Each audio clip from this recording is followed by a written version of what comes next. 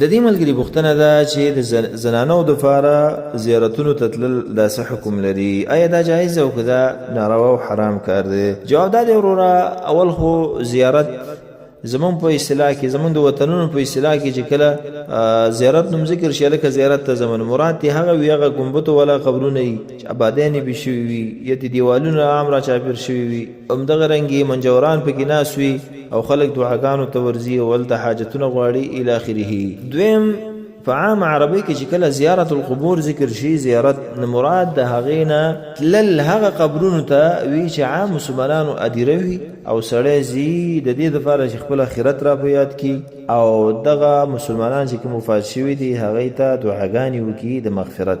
دا دې بیا مراد وي په عام عربی په اصطلاح کې. خو دواړه به مونږ ذکر کړو ځکه دواړه مهم دي مونږ ته او د دواړو مسلو وضاحت به دې سره وشي. اول خو عام مسلمانانو هدیرو ته تلل د دې لپاره چې خپل آخرت را په یاد کړي او دغه مسلمانانو ته دعاګانې وکړي. د نارینه‌و دپاره په اتفاق د ټول امت سره دا مستحب کار دی او ښه کار دی، باید چې مسلمان لاړ شي او دا ځان ته را په یاد کړي سبا له بدل ته ځم را روان یم او دغه مسلمانانو ته دعاګانې وکړي. نو دا په کار دی، په دې کې د چا اختلاف نشته، بلکې مستحب ده ښه ده چې سړی لاړ شي او د الله پیغمبر علیه الصلاة والسلام به هم کله کله ته هدیرو او مقبرو ته به ته.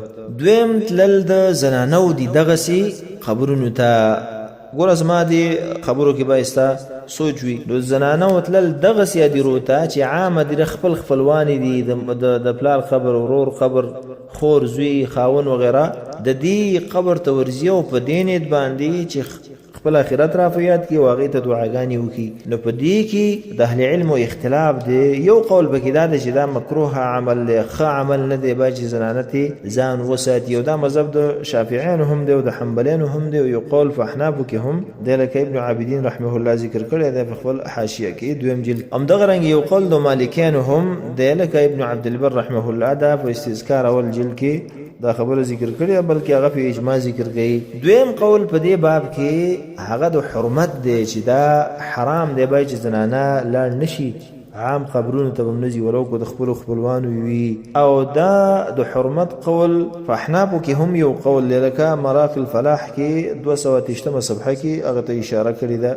همدغه رنګې یو قول په شوافعو کې هم دی او دا قول د حرمت شیخ الاسلام ابن تیمیه رحمه الله هم په مجموع الفتاوی 30 جلد کې غوره کړی دی. همدغه رنګې الفتاوی الکبرى 5 جلد کې دا خبره ذکر کړې ده چې دا تلل صحیح نه دي.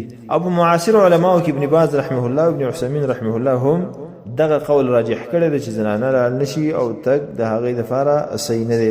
دلیل د دې دپاره هغه روایت ذکر کوي کوم چې امام ترمذي وغیره رحمه الله نقل کړی دی. ابو هریره عنه فرمایي د الله پیغمبر لعنت ویلی دی په زیارت ګرو زنانو باندې، لعن زوارات القبور. د الله پیغمبر علیه الصلاه والسلام په زیارت والا زنانو باندې چې قبرون ته ځي لعنت کړی دی. دا حدیث وی عام دی او دلیل په حرمت باندې چې زنانه لاړې نشي. دریم قول په دې کې هغه د اباحت او د جواز دی، یعنی زنانه تللی شي د خپلو خپلوانو قبرونو ته. دا مذهب د احنافو هم دی لکه بحر الرائق وغیره نقل کړي دي. او یو قول په مالکیانو کې هم دی او یو روایت د امام احمد نه هم نقل دی او یو قول په شوافعو کې هم دی او امام قرطبي رحمه الله هم دا قول غوره کړی دی. همدغه رنګې امام شوکانی رحمه الله په نیل الاوطار 3 جلد کې هم دا قول غوره کړی دی. اول دلیل دا دی چې نبی صلی الله علیه وسلم منع کړی و او د هغې نه بعد به ته اجازت کړی دی. حدیث کې راغلی نبی صلی الله علیه وسلم فرمایي، صحیح مسلم حدیث، نهیتکم عن زیارة القبور فزوروها. وای تاسو ما د قبرونو د زیارت نه منع کړي وي، خو تاسو اوس ورځئ ورتللی شئ او اوس زیارت کوئ. ګوره وایي دلته دا عموم دی، فزوروها کې دا عموم دی، نارینه‌و پورې خاص نه دی. همدغه رنګې دویم دلیل هغه بل روایت دی د ابن ماجه رحمه الله، امام بیهقي وغیره نور علماو هغه ذکر کړی دی او اهل علم صحیح کړی دی. هغه دا دی چې عایشه رضی الله عنها عبدالله بن ابي ملیکه وایي چې عایشه رضی الله عنها یوه ورځ د ادیرې نه را روانه وه، وایي ما ورته ویل چې یا ام المؤمنین، ای د مؤمنانو مورې، من این اقبلتې، د کوم ځای نه رالې؟ هغې ویله وایي من قبر اخي عبدالرحمن، د خپل ورور د ادیرې نه رالم.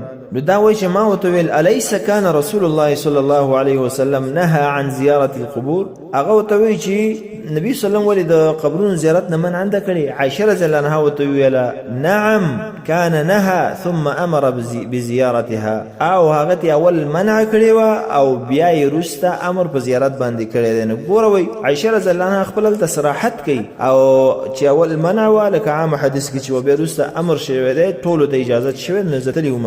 همدغه رنګې دریم دلیل هغه روایت دی امام مسلم رحمه الله نقل کړی چې عایشه رضی الله عنها نبی صلی الله علیه وسلم ته ویل چې کیف اقول لهم یا رسول الله، زه به څنګه ویم چې کله دیرې ته لاړ شم؟ د الله پیغمبر ورته ویل علیه الصلاه والسلام قولي السلام على اهل الديار من المؤمنين والمسلمين ويرحم الله المستقدمين منا والمستاخرين وانا ان شاء الله بكم لاحقون. دا ګوره دلته په حدیث کې عایشه رضی الله عنها ورته وایي چې زه چې کله دیرې ته ځم نو زه څه شی وایم؟ په هغې باندې تېرېږم ځمه، نو زه څنګه وایم؟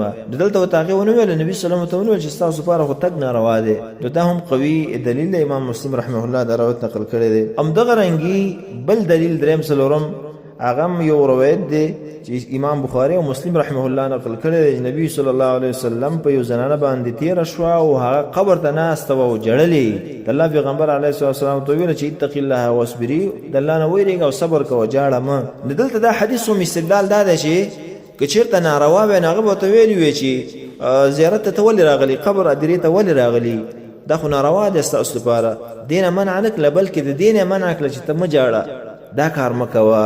نو ګوره که چېرته دا ناروا وی نو هغه به یې منع کړې وه. نو دا حدیث هم قوي دلیل دی او صریح دی په دې باب کې. نو د دې وجې نه په دې درې واړو اقوالو کې موږ ته راجح د اباحت او د جواز ښکاري، ښه په دې شرطونو باندې ښه ورته غوږ شئ. اول دا ده چې په ډول سینګار سره به نه ځي، دا د نورو ادلو نه معلومېږي. ډول سینګار زینت ډول سره به نه ځي یو.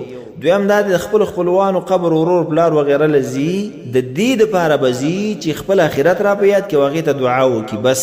دریم هلته به ژړاګانې هم نه کوي، فریادونه به هم نه کوي، لکه دغه زنانه وه هلته یې ژړل، د الله پیغمبر علیه الصلات والسلام ترې منع کړه. نو په دې کې که چېرته دا ډول سینګار کوي یا هلته ژړاګانې کوي او یا بله فتنه ترې واقع کېږي د دې د تګ باندې بیا به نه ځي. او کوم اهل علمو چې په کراهت باندې قول کړی و د هغې وجه هم دا وه چې د دې دلایلو د وجې نه هغې کراهت قول ته مجبوره شوي دي او په هغه قول باندې حدیث باندې استدلال نه وکړی چې فزوروا نهیتکم عن زیارة القبور لعن زوارات القبور، چې نبی صلی الله علیه وسلم منع کړي د زواراتو د قبرونو. خو دغه قول د کراهت هم کم زور ښکاري ځکه صریح احادیث دی. او دویم قول دا هم دومره قوي نه ښکاري. دریم د دلایلو د نګاه نه قوي ښکاري، خو په دغه شرایطو سره چې ما ذکر کړل. دویمه مسله دې سره هغه مهمه ده چې عام زیارتونه چې کوم زموږ منطقو کې دي نو هغې ته تګ نارینهو دپاره هم جایز ښه نه دی او ناروا دی، او د زنانو دپاره خو په طریقه اوله باندې ناروا دی. ځکه هلته خو یو خو د قبر د تعظیمونو دپاره ځي، هلته عبادتونه خلک کوي. همدغه رنګې اکثرو ځایونو کې هغه د نشې پکې کېږي، چرسونه پکې ویل کېږي، بلمازان پوډرین چرسیان پکې وي، هغې ته د الله اولیاګان ویل کېږي، شرکونه بدعات پکې کېږي، مالګې به سټل کېږي، نظرانې پکې کېږي، د هغې نه حاجتونه غوښتل پکې، دا راله وکړه دا راله وکړه دا راله وکړه. همدغه رنګې اختلاط پکې، نارینه زنانه پکې. نو د دغې نه بلکل زنانه څه کوي، نارینهو ته هم په کار نه ده چې لاړ شي او خپل ایمانونه سړی خراب نه کېږي. او اکثر قبرونه هغه دروغ وي، لاندې پکې انسانان هم نه وي. په ډېرو ملکونو کې داسې د 40 کالو زیارتونه راوسپړل شو چې لاندې پکې خره راوتلي دي. په مصر کې داسې یو قبر څو کاله مخکې چې څومره ملکونه به خلک راتلل او بیا به کې د خر هډوکي او د هغې یعنې د حیوان شکل پروت و، د هغې هډوکي په هغه دغه باندې و. همدغه رنګې اکثر دروغ هم وي، لکه اوس د حسین رتنهو قبر چې کوم دی 4 ځای په 4 ملکونو کې هغه دی، شام کې شته، عراق کې شته، نور ملکونو کې هم دی. دا اوس څنګه حسین رضی الله عنه دی، خو صحیح د نبی صلی الله علیه وسلم نمسی دی او یو محبوب انسان دی، لیکن دا د چې څنګه 3 ځای یا 4 ځای شو. نور چې د الله د پیغمبر علیه الصلاه والسلام د مسیح قبر 4 ځای تقسیم شوی، یو ملک یا دلته هم دا دی، بل ځای کې هم دی، بل ځای کې هم دی. نو په دې نورو کې به څونه دروغ ویل کېږي. دغې ته قطعا مه ځئ او شرکیات به کې کېږي، بدعات به کې کېږي.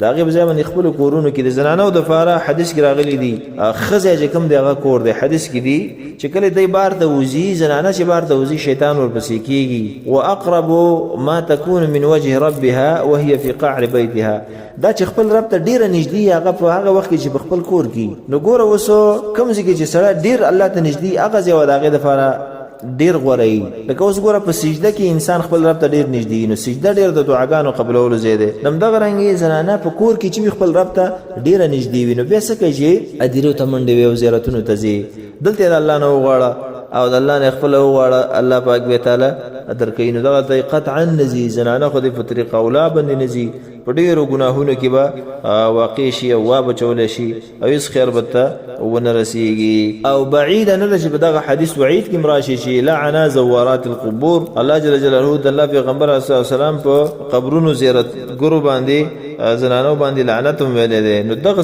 شیان د فار جزي دا به کې شامل دي ځکه چې دا هغه شرعي طریقه نه ده چې سړی وتلاړ شي. اعوذ بالله تعالی التوفیق والله اعلم.